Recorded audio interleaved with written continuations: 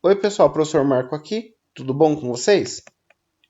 Então, pessoal, para a gente encerrar as questões referentes ao orçamento, que é o que a gente está discutindo nessa série de vídeos e nesse tópico, vale lembrar alguns conceitos adicionais que referem-se ao orçamento e que são importantes para o contador e para o gestor público, até para a gente estar acompanhando certinho.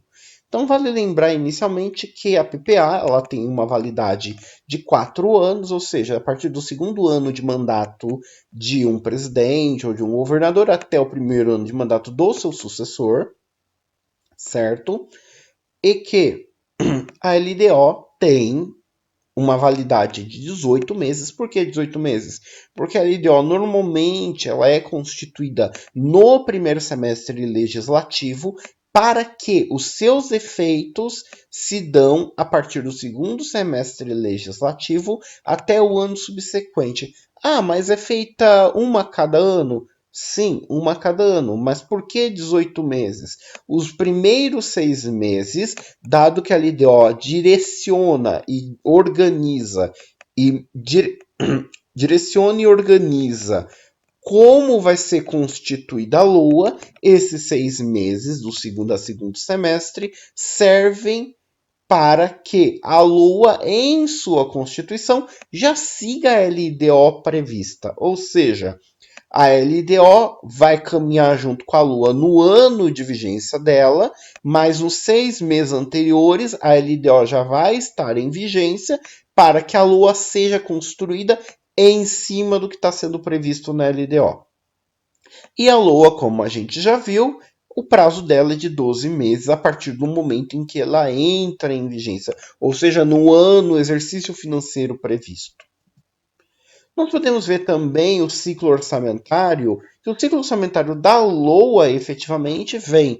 O processo inicial é a construção da LOA pelo projeto executivo, o Poder Executivo constrói, manda para o Legislativo, que vai discutir, votar a LOA, vai analisar se a LOA ela tem consistência, se eu posso modificar algumas coisas. Nesse ponto entra muito a discussão de emendas, principalmente qual que é o fluxo de emendas que eu posso ter. Às vezes um vereador pode ter um ajuste de emenda maior, às vezes um governador tem um ajuste, desculpe, um deputado estadual tem um ajuste de emendas livres que ele pode fazer.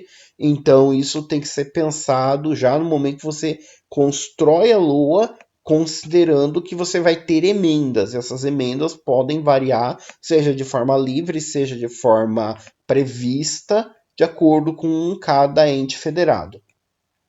Depois, quando é aprovada a LOA, aí eu vou ter a execução efetiva, ou seja, eu vou ter efetivamente a LOA vai ser aprovada, sancionada, eu vou executar essa LOA. Então é o seguinte, eu vou começar a fazer os gastos referentes a ela. Ou seja, nós vamos ter os gastos vinculados a ela.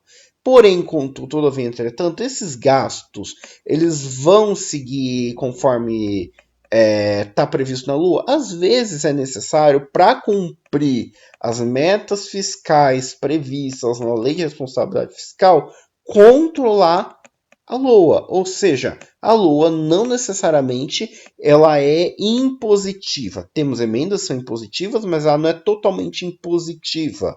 Porque se ela fosse impositiva, não teria como você organizar, o executivo não teria como organizar de acordo com imprevistos que possam ocorrer ao longo do orçamento, desculpe, ao longo do ano ao qual a Lua representa, né?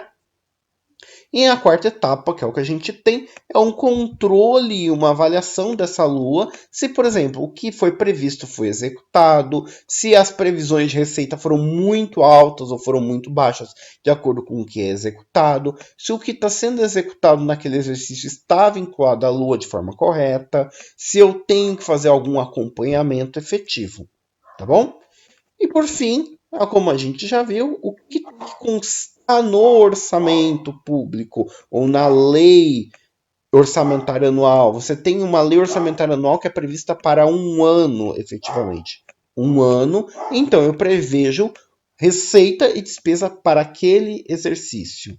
não posso ter mais de um orçamento, ou seja, um orçamento da União é um orçamento, não vou poder ter 2, 3 orçamentos referentes ao mesmo ente, o ente público.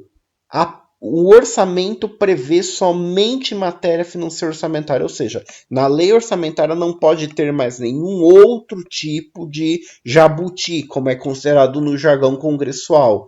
Eu não posso ter mais nenhum outro jabuti, ou seja, não posso ter mais nenhuma outra matéria sendo discutida dentro da lei orçamentária.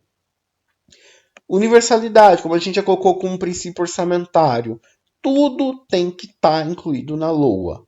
Tem que ser divulgado, como a gente já falou, de acordo com leis próprias do serviço público, da administração pública. Tem que ser claro, efetivamente, todas as informações precisam ser bem esclarecidas para que não haja dúvidas em função das relações entre a LOA, a LDO e a PPA.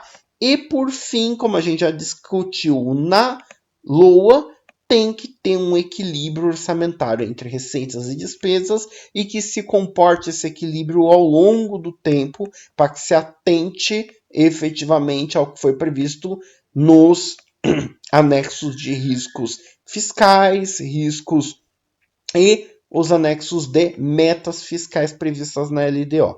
Tá bom, pessoal? Bem, então a gente encerra o módulo efetivo sobre orçamento público aqui. Espero que tenham gostado e até a próxima aula que nós vamos fazer sobre receitas públicas. Então nós vamos falar um pouquinho sobre receitas públicas, como elas são identificadas, como são classificadas e como são consideradas em planos de contas contábeis. Tá bom? Até a próxima!